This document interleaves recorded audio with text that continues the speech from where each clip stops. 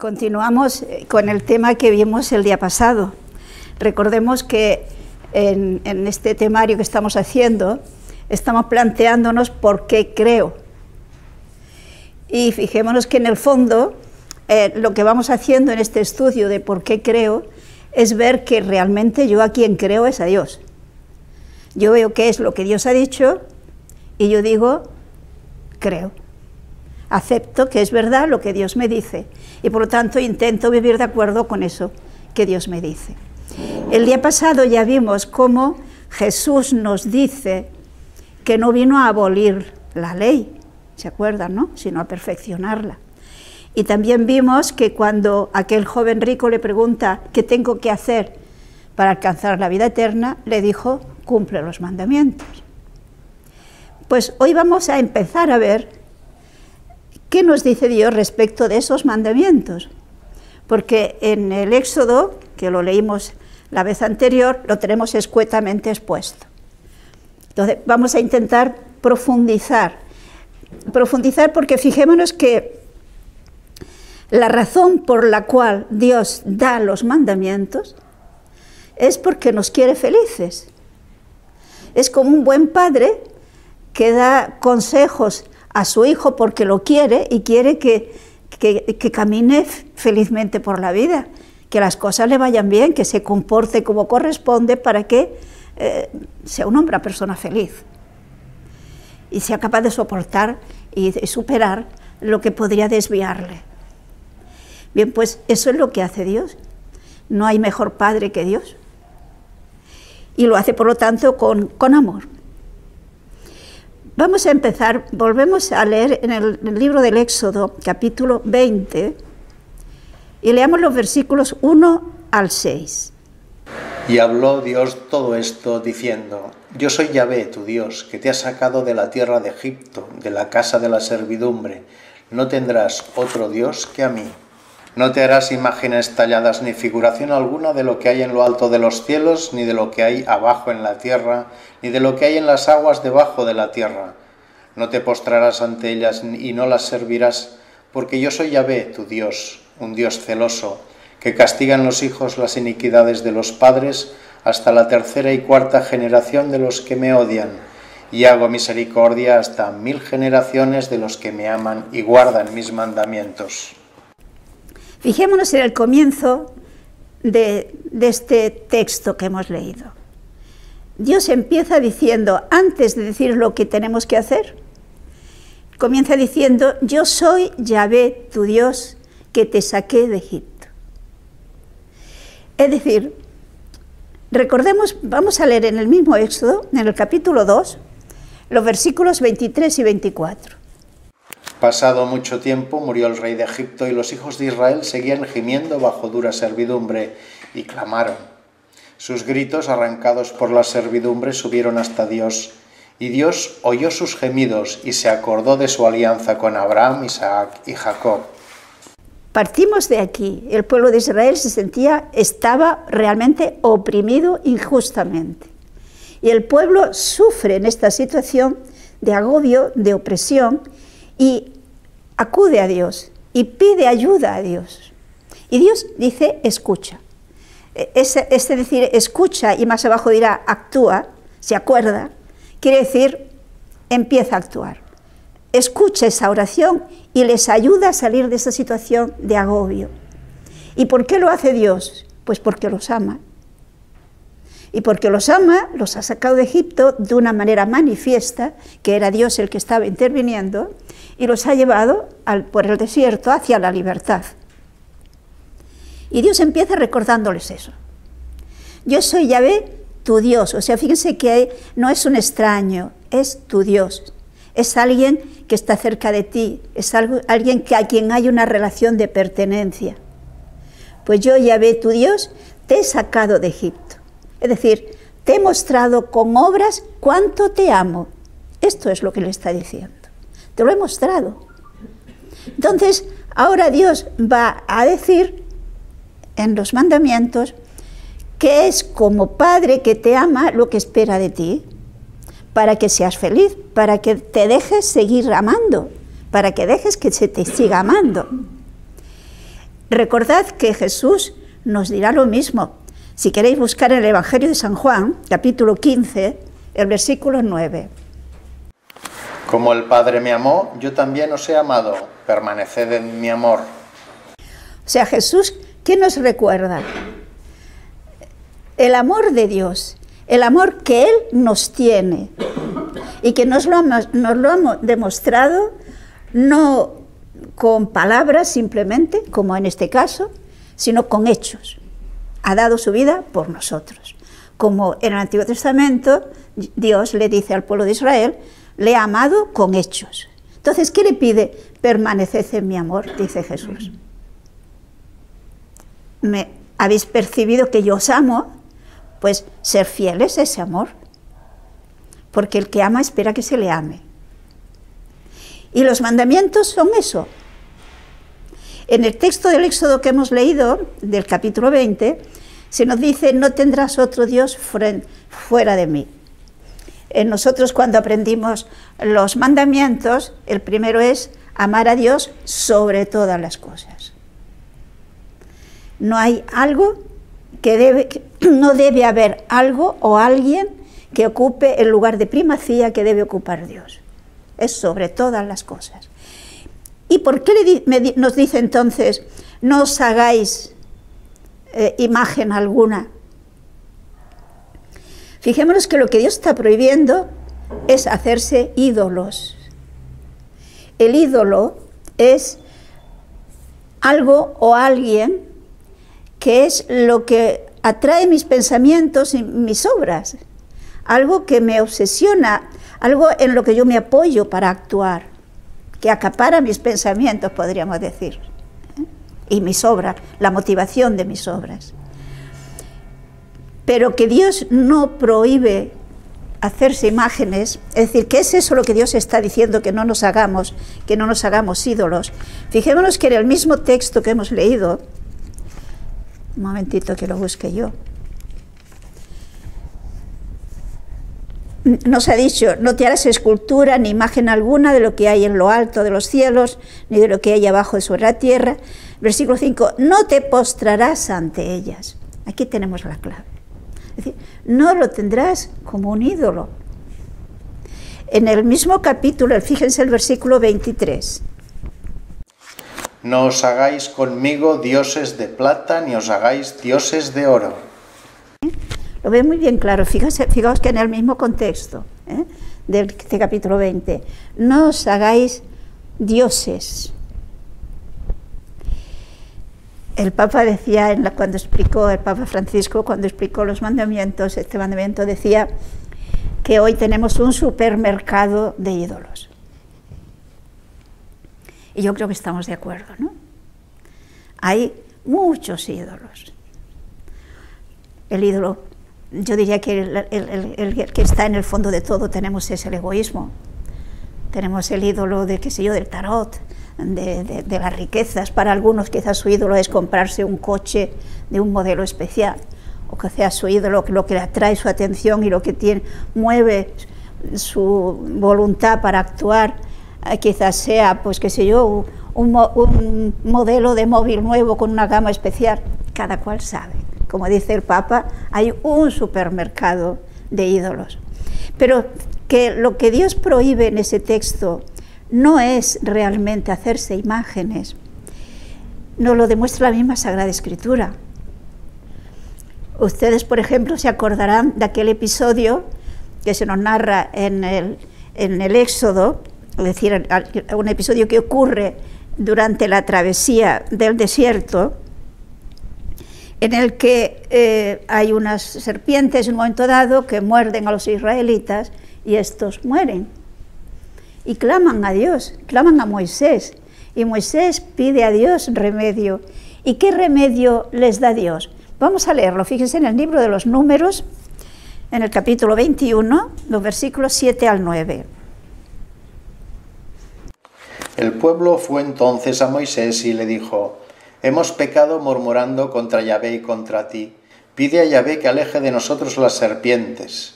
Moisés intercedió por el pueblo, y Yahvé dijo a Moisés: hazte una serpiente de bronce, y ponla sobre un asta, y cuantos mordidos la miren sanarán.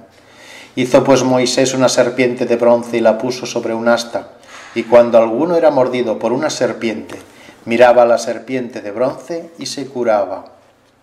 Por lo tanto, fijémonos que Dios no se puede contradecir. Si ha prohibido que se haga imagen alguna, ni de lo que hay en el cielo, ni de lo que hay en la tierra, ni de lo que hay debajo de la tierra, etc., ¿por qué después le dice a Moisés que haga una imagen de una serpiente? Y además, fijémonos que se trata de una imagen milagrosa, porque quienes miren esa serpiente se van a curar de la mordedura. Evidentemente se trata de alguien que mira la serpiente creyendo en la palabra de Dios, que le ha dicho que si la miras te vas a curar. Por lo tanto, no hay una prohibición de hacer imágenes. Hay una prohibición de hacerse ídolos. ¿Y por qué Dios prohíbe que se hagan imágenes de Dios? Porque de eso se trata, hacerse imágenes de Dios. Podemos verlo en el libro del Deuteronomio, capítulo 4, versículos 15 al 19. Puesto que el día en que os habló Yahvé de en medio del fuego en Joreb no visteis figura alguna, guardaos bien de corromperos haciéndoos imagen alguna tallada ni de hombre ni de mujer, ni de animal ninguno de cuantos viven sobre la tierra, ni de ave que vuela en el cielo, ni de animal que repta sobre la tierra, ni de cuantos peces viven en el agua debajo de la tierra. Ni alzando tus ojos al cielo, al sol, a la luna, a las estrellas, a todo el ejército de los cielos te engañes, adorándolos y dándoles culto, porque es Yahvé tu Dios quien se los ha dado a todos los pueblos de debajo de los cielos. O sea, fijémonos la razón que da aquí Moisés a los israelitas para no hacerse imágenes de Dios. Es que no lo han visto. Es que cuando Dios se les manifestó a través de aquella especie de tormenta, no vieron nada. Oyeron, pero no vieron nada. Por lo tanto, ¿cómo nos vamos a hacer una imagen de alguien que es invisible? A Dios no lo vemos, lo sentimos, pero no lo vemos. Vemos sus obras, pero Dios es invisible. Por lo tanto, no podemos hacernos una imagen de Dios. Pero fíjense lo que nos dice la carta de San Pablo a los Colosenses, capítulo 1, los versículos 15 y siguientes. Él es la imagen de Dios invisible, primogénito de toda criatura. O sea, fijémonos en este detalle. Jesús es la imagen de Dios invisible. Y el texto que emplea para decir imagen es eikon en griego. Y esta, digamos, esta palabra eikon, por ejemplo, se conservan unos escritos de aquella época en la que se hablaba, y de una época también posterior, en la que se hablaba de unos esclavos, una lista de esclavos. Y le dice, te doy el eikon, es decir, los signos de identidad de cada uno de los esclavos. Pues Jesús es eikon, imagen de Dios invisible. Jesús nos dice, quien me ha visto a mí, ha visto al Padre. ¿Se acuerdan de aquel texto de San Juan? Por lo tanto, yo puedo hacerme una imagen de Dios, es decir, de Jesús. Jesús es Dios. Porque a Jesús sí que se le ha visto, es un hombre. En todo igual que nosotros, menos en el pecado. Luego yo me puedo hacer una imagen de Jesús. Y yo me puedo hacer una imagen de la Virgen y una imagen de los santos. ¿Por qué? Porque fijémonos que para nosotros ni la Virgen ni los santos son Dios. No son ídolos. No los adoramos. Nosotros a los santos los veneramos como amigos de Dios, como intercesores nuestros, como modelos, como seres que están relacionados con nosotros, porque creemos en la comunión de los santos y por lo tanto sabemos que nos pueden ayudar. Pero fijémonos que nuestra actitud ante las imágenes que hay en la Iglesia no es una actitud ante un ídolo. Si alguien, por ignorancia, toma una actitud ante la imagen, como que esa imagen es la que le va a solucionar sus problemas, entonces sí que estaría dentro de esta prohibición, porque se ha convertido en un ídolo. Pero la Iglesia nos enseña que las imágenes no se adoran, porque las imágenes hacen relación a la persona que se está representando, y a la persona que se está representando yo la venero. A Jesús sí que lo adoro, porque es Dios. No sé si vemos la diferencia. Y efectivamente, si Dios prohibiera hacerse imágenes, pues estaría prohibido pintar y fotografiar. Pero no es eso, no es eso, repito, porque Dios mismo nos ha dicho que hagamos imágenes a Moisés. O por ejemplo, cuando le dice también que haga las imágenes de los querubines que pondrá sobre el arca de la alianza. Es importante que esto lo veamos claro, ¿eh? Dios no nos prohíbe el arte. Dios prohíbe que tengamos ídolos. Porque el primer mandamiento es amar a Dios sobre todas las cosas. Recordemos, Jesús nos enseñó la oración del Padre Nuestro. Creo que no hará falta leer el texto, lo tenemos en el Evangelio, por ejemplo, en San Lucas, capítulo 11, versículos 1 y 2. Pero pienso que no hará falta porque nos lo sabemos, ¿no? Fijémonos que en el Padre Nuestro Jesús nos dijo que pidiéramos: Padre nuestro que estás en los cielos, santificado sea tu nombre. ¿Qué estamos pidiendo cuando le decimos santificado sea tu nombre? Fijémonos que el nombre es la persona. ¿Qué estamos pidiendo? ¿Que Dios sea santo? No, no es eso lo que estamos pidiendo. Santificar en el sentido de consagrar, de dedicar. Es decir, estamos pidiendo que Dios sea conocido y amado, que Dios sea respetado, que se alabe a Dios, que se venere a Dios, que se adore a Dios. Eso es lo que estamos pidiendo, que Dios ocupe el primer lugar en nuestros corazones y en los corazones de la sociedad. Eso es lo que estamos pidiendo. Pues eso es lo que nos dice el primer mandamiento: amar a Dios sobre todas las cosas. Y en el Padre Nuestro, Jesús nos dice que sigamos pidiendo: hágase tu voluntad en la tierra como en el cielo. ¿No es eso amar a Dios? Es decir, observemos que esto constituye el núcleo fundamental de nuestra fe.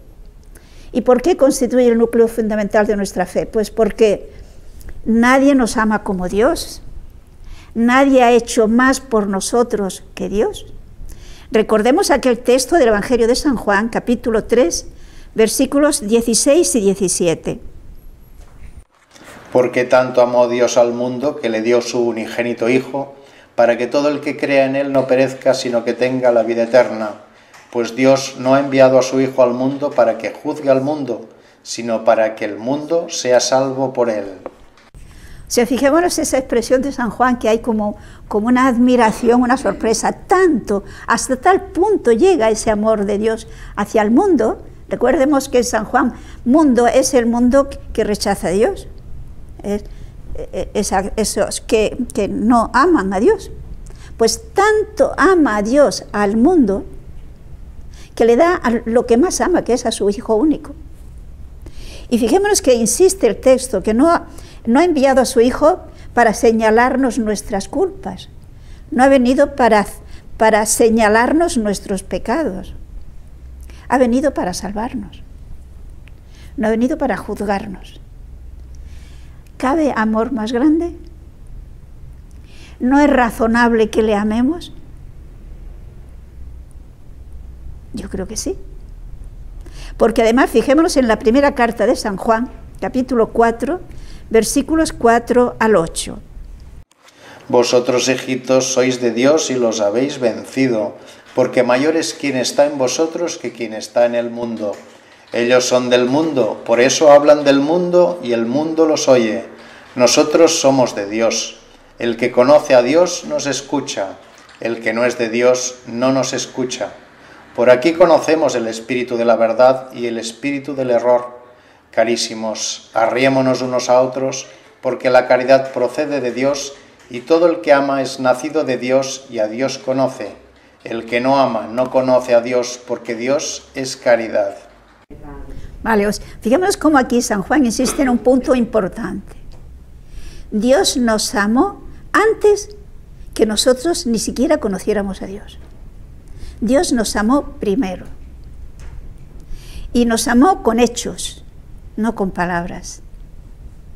Por lo tanto, lo razonable es que nosotros le amemos, porque Él es el que nos atrae hacia su amor.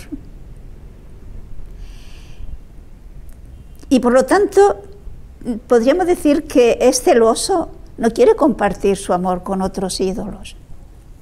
Quiere que seamos conscientes de qué es lo que debemos a Él, cuánto nos ama, y por lo tanto respondamos con un amor entero. Podríamos decir que Dios no quiere corazones partidos, lo quiere entero. Y por lo tanto, por encima de todas las cosas.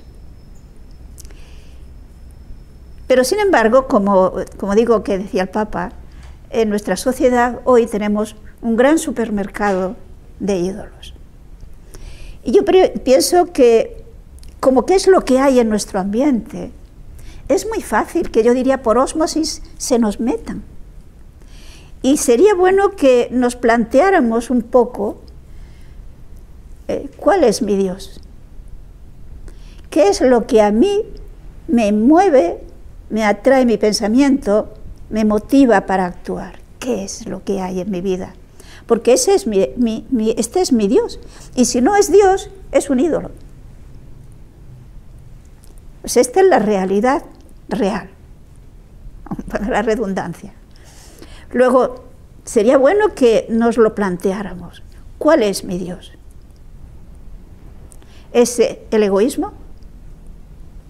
Es decir, busco por encima de todo mi bienestar, lo que me interesa, mi comodidad. ¿O es, que también puede ser un ídolo, el dinero, acumular riquezas? ¿Y cuántas personas hay que eso es lo que le mueve a actuar?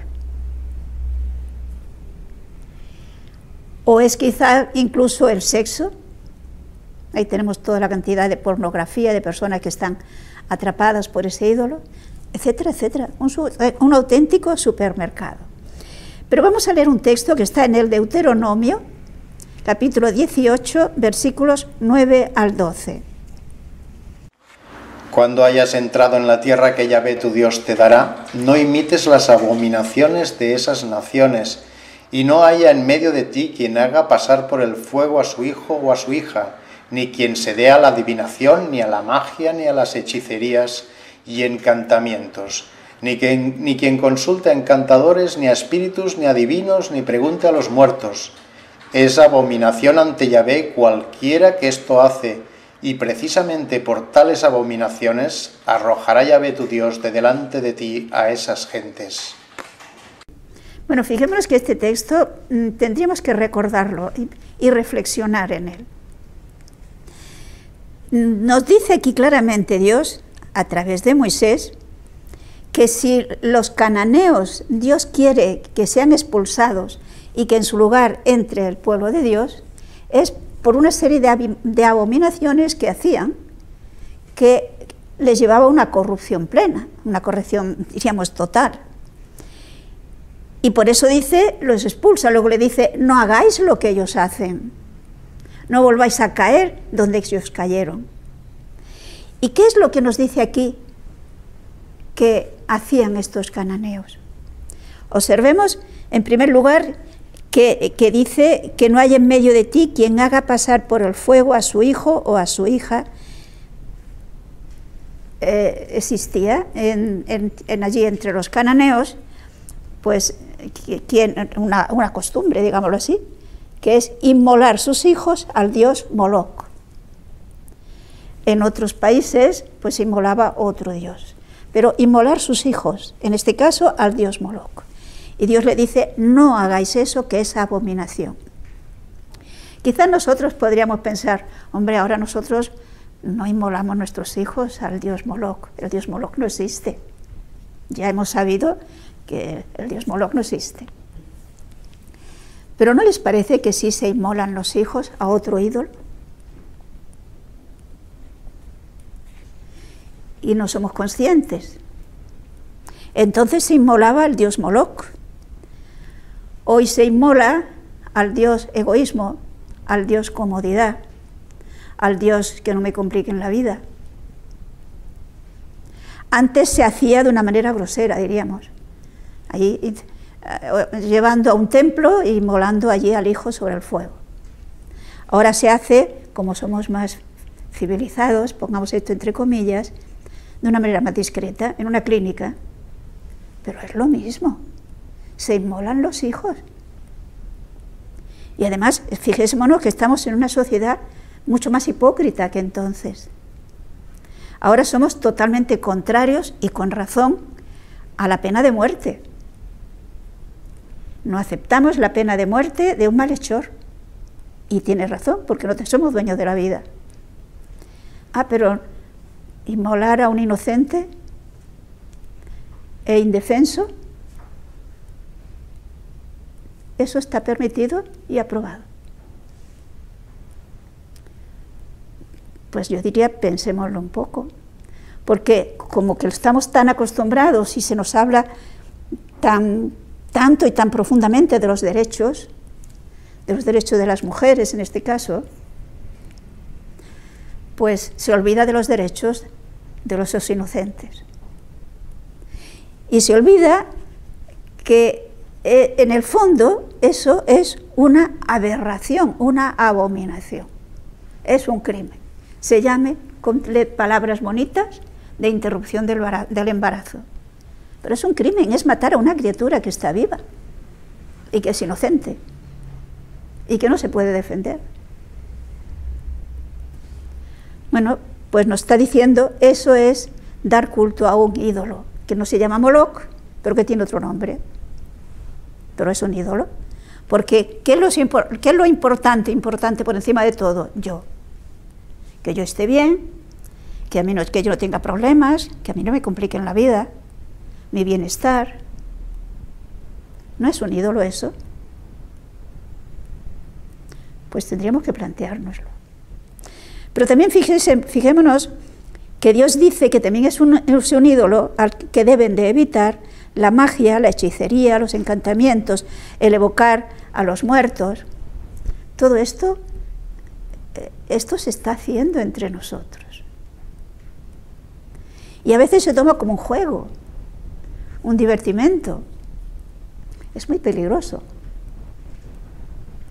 porque es dar culto a un ídolo. Es buscar la solución a mis problemas, preguntar, acudir a pedir ayuda, no a Dios, sino a otros ídolos, que se presentan como que me van a ayudar, pero que en el fondo me están esclavizando. Y me están impidiendo amar de verdad. Porque el amor auténtico, para poder amar hay que estar libres y hay que servir a Dios por encima de todo. Porque fijémonos que con los mandamientos, lo que Dios hace, a lo que Dios se ofrece, es a liberarme. Sería importante que viéramos que el camino cristiano, la vida cristiana, es un camino de liberación. Y es un camino de liberación que se apoya no tanto en mi voluntad, que quiero liberarme, en mi esfuerzo personal, sino que en el fondo es una liberación que se va produciendo a medida que yo acojo el amor de Dios y sí, con mi fuerza de voluntad, procuro seguirlo. Pero lo sigo porque acojo el amor de Dios en mi vida, porque yo amo a Dios y Dios me ayuda a que yo pueda ir avanzando en ese camino de liberación. Sin esa presencia, sin esa ayuda de Dios, yo no podría. Por lo tanto, fijémonos la importancia de ese primer mandamiento. Amar a Dios sobre todas las cosas. Dejar que Dios esté en mi vida y me lleve adelante, me libere. Y veamos otro texto en el profeta Jeremías, capítulo 10, versículo 2. Así dice Yahvé, no os acostumbréis a los caminos de las gentes, No temáis los signos celestes, pues son los gentiles los que temen de ellos. Fíjense lo que nos dice Dios a través del profeta Jeremías. No imitemos las costumbres de los paganos. ¿Y qué es lo que hacen estos paganos? Fijémonos la cuestión de los signos celestes. ¿No es esto el horóscopo? ¿Cuánta gente está pendiente? Es que yo soy de tal signo, soy de aquel otro signo, y fulanito de tal o fulanita de tal es del mismo signo, o son contrarios. Es decir, ponemos la confianza, buscamos la solución en algo que no es Dios. Es un auténtico supermercado de ídolos. Otro detalle, fijémonos que si existen los ídolos, es porque por nuestra naturaleza necesitamos apoyarnos en cosas que se ven, que se tocan. Somos seres muy limitados, aunque habría quien quizás piensa que no. Somos leyes muy contingentes, con muchas necesidades. Y por lo tanto, necesitamos agarrarnos a cosas que se ven, que se tocan. Como puede ser el dinero. Se piensa, si tengo mucho dinero, soluciono mis problemas. En la vida hay un montón de problemas que no se solucionan con el dinero. Y problemas vitales, fundamentales. Precisamente fijémonos que por nuestra contingencia, nuestras necesidades, es por lo que la propaganda tiene éxito. Porque en el fondo la propaganda, cualquier propaganda que vemos en tantos medios de comunicación, ¿qué es lo que nos ofrecen? Nos ofrecen la felicidad, nos ofrecen la libertad. Y lo hacen de tal manera que nos atraen. ¿Por qué? Porque buscamos la felicidad, buscamos la seguridad. Si amamos a Dios sobre todas las cosas, ahí tenemos nuestra seguridad. Ahí tenemos el poder conseguir la auténtica libertad y la auténtica felicidad. Porque fíjense que todos los ídolos, piensen en el que quieran, no son seres vivos, no oyen, no hablan, no actúan.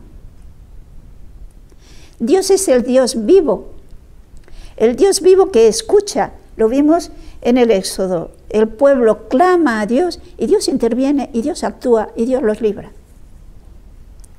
Y Dios sigue siendo, Dios es ese ser vivo que nos escucha, que nos conoce, que nos ama y por lo tanto que interviene. Y lo bueno sería que cada uno de nosotros pues pensara, recordara que en su vida Dios ha intervenido, Dios ha actuado. Yo creo que todos tenemos alguna experiencia de esa realidad que Dios ha intervenido en mi vida y que no lo dudo. ¿Por qué lo olvidamos tan pronto? ¿Por qué no recordamos que Dios efectivamente me ama? Que Dios efectivamente está a mi lado, que Dios sabe lo que me pasa, me conoce. Porque no olvidemos que Dios es siempre el mismo. Somos nosotros los que cambiamos. Luego, si en un momento dado hemos experimentado esa acción, esa presencia de Dios, no olvidemos que sigue siendo el mismo que yo experimenté, aunque no lo siga experimentando continuamente. Por lo tanto, lo que le dice Dios a los israelitas, acuérdate que yo soy Yahvé, tu Dios, que te ha liberado de Egipto. Pues yo creo que también nos lo puede decir a nosotros. Acuérdate que he intervenido en tu vida, acuérdate que te amo. Respóndeme con un amor proporcional. Generalmente solemos ser bastante olvidadizos. Y fácilmente nos dejamos engañar por estos ídolos que, repito, nos prometen felicidad y libertad, pero son unos mentirosos, no nos la pueden dar. Esto es la verdad. Por lo tanto, los ídolos no nos pueden dar la felicidad. Fijaos cómo termina San Juan su primera carta. 1 San Juan 5:21. Hijitos, guardaos de los ídolos. Muy bien. Fijaos como el último consejo que nos da San Juan. Hijitos, guardaos de los ídolos. Había ídolos cuando San Juan escribió esto y ya hemos visto que tenemos los ídolos entre nosotros. Hemos de guardarnos. Y para guardarnos hemos de afianzarnos en el amor de Dios, en esa confianza absoluta de que Dios me ama y me conoce, y que está a mi lado y me quiere ayudar si le dejo. Fíjense que quien conoce de verdad a Dios, quien conoce su amor fiel y gratuito, en medio de la debilidad, se siente fuerte. Es lo que nos dirá San Pablo, fíjense en 2 Timoteo, capítulo 1, versículo 12.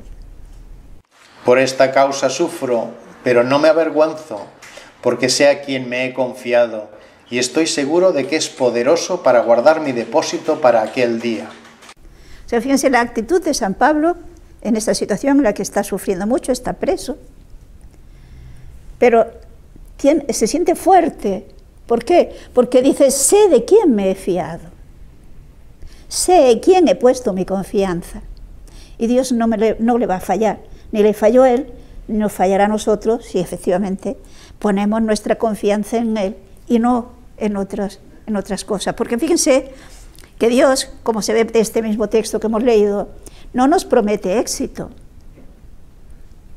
Dios no le prometió, ni de hecho le dio, pues el que no tuviera que ir a la cárcel, injustamente. No le protegió de esto. No, Dios no nos promete un éxito en nuestra vida normal. Pero Dios nos enseña a amar. Y Dios nos enseña a vivir y nos capacita para vivir en libertad. Porque para amar de verdad es necesario ser libres.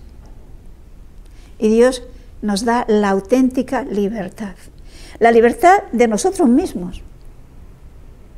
Porque muchas veces es nuestro egoísmo, nuestros ídolos, lo que nos quita la libertad. No nos deja actuar con apertura, con libertad.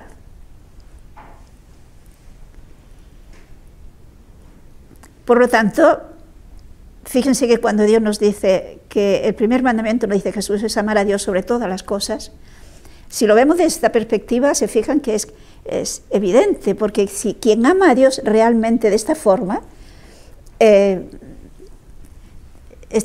lo tiene todo y actúa con una gran libertad y su relación con lo demás será bienhechora.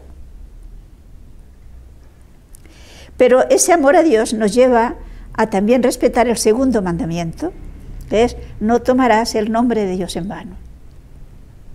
Fijémonos que si nosotros amamos a una persona, nos duele que alguien use irrespetuosamente el nombre de esa persona, ¿o no? ¿A alguien le sería indiferente que alguien utilizara el nombre de su madre o de alguna persona querida de una manera irrespetuosa, o sus cosas de una manera irrespetuosa? No. Eso demostraría que no me ama si toma a ese ser querido de esa manera irrespetuosa.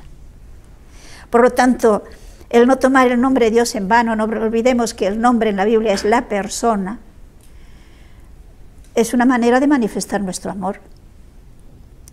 ¿Y cómo se toma el nombre de Dios en vano? Yo creo que ya lo sabemos, ¿no? La blasfemia, ¿qué es? Pues eso, utilizar el nombre de Dios en vano. ¿Y qué es el juramento falso o sin necesidad? Pues eso, tomar el nombre de Dios en vano. Fijémonos lo que nos dice Jesús en San Mateo capítulo 5, versículos 33 al 37. También habéis oído que se dijo a los antiguos: no perjurarás, antes cumplirás al Señor tus juramentos. Pero yo os digo que no juréis de ninguna manera, ni por el cielo, pues el trono de Dios, ni por la tierra, pues es el escabel de sus pies, ni por Jerusalén, pues es la ciudad del gran rey, ni por tu cabeza jures tampoco, porque no está en ti volver uno de tus cabellos blanco o negro. Sea vuestra palabra sí, sí, no, no. Todo lo que pasa de esto de mal procede.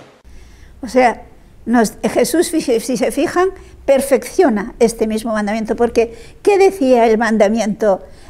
Podemos leerlo en el libro del Levítico, capítulo 19, versículo 12. No jures en falso por mi nombre, es profanar el nombre de Dios, yo, Yahvé. Es importante que nos fijemos en este detalle, jurar en falso, o jurar por cosas que no tienen valor. No sé, si alguien jura, bueno, yo juro que te vi esta mañana en tal sitio. Hombre, ¿era necesario? Tan importante es que crean que estaba. Explico lo que quiero decir. Porque si nosotros juramos por Dios de algo que es importante, supongamos en un juicio, y juro realmente diciendo la verdad, es una manera de dar gloria a Dios. No sé si lo ven, porque yo pongo a Dios como testigo de lo que estoy diciendo es cierto. Y se trata a lo mejor de la vida de una persona. Es dar fuerza a mi testimonio. Pero si yo he jurado como testigo de un juicio y digo algo que no es cierto y yo sé que no es cierto, eso es lo que se nos prohíbe, porque yo pongo a Dios como testigo de una mentira que estoy diciendo. Eso es manipular el nombre de Dios. O sea, lo que se nos pide es que respetemos. Si amamos a Dios, no lo utilizaremos de cualquier manera. Tampoco lo utilizaré en provecho propio, porque lo amo. Hemos de profundizar, porque fijémonos que si Dios nos diera el mandato de amarle, pero no nos hubiera mostrado su amor, sería muy difícil. Nos obligaría a algo que no podemos hacer. Nosotros, Dios sí puede amarme, aunque yo no le ame, pero yo no, porque soy muy limitada. Pero Dios se me ha manifestado con toda su ternura, con todo su amor efectivo, de hechos, que en la vida lo puedo constatar, todos lo podemos constatar, esa realidad, ese amor de Dios. Entonces, ¿no es normal que le amemos? ¿No es normal que vayamos adquiriendo conciencia de quién es Dios y quién soy yo? Y por lo tanto, tenga una actitud respetuosa, de adoración, de gratitud. Y todo esto, en el fondo, movido por el amor. Que el amor de Dios hacia mí es gratuito, el mío hacia Dios no, porque Él me ha mostrado, me da argumentos para que yo le ame. Pues ojalá que crezcamos en ese conocimiento de Dios y en el amor a Dios auténtico. Y eliminemos, como dice San Juan, los ídolos de nuestra vida. Vale la pena, ¿no le parece?